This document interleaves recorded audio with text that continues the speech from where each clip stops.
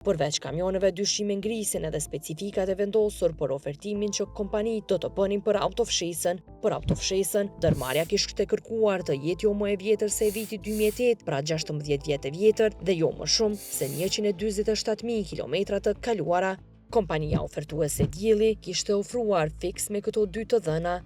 Autofshesa ishte prodhuar në vitin 2008 dhe kishte 146.231 kilometra të kaluara, bazuar në librezën e ofruar me dosjen e tenderit. Rrjedhimisht kishte 769 kilometra më pak se sa kishte kërkuar ndërmarrja. E ndryshe nga autofshesa, kilometrat e kaluara nuk ishin si specifik tek 5 kamionët. Në anën tjetër e njëjta ishte mbushur vetëm një herë me naftë, rrjedhimisht duke ngritur dyshimet se mund të mos jetë përdorur fare.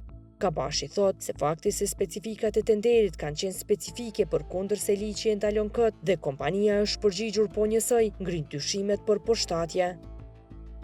Po fakti që kërkesat në dosjet e tenderit janë përgjigj pothuajse njëjtë asaj çka është ofruar nga kompania ofertuese, pra kur në dosjet e tenderit autoriteti kontraktues ka parapoq që kilometrazha e kaluar të jetë deri në 147 kilometra, ndërsa operatori ekonomik makinën apo autofshesën e ka ofruar me 146.000 kilometra, ngrej dyshime serioze sa i përket kontaktit paraprak të mundshëm që mund të ketë pasur operatori ekonomik me autoritetin kontraktues.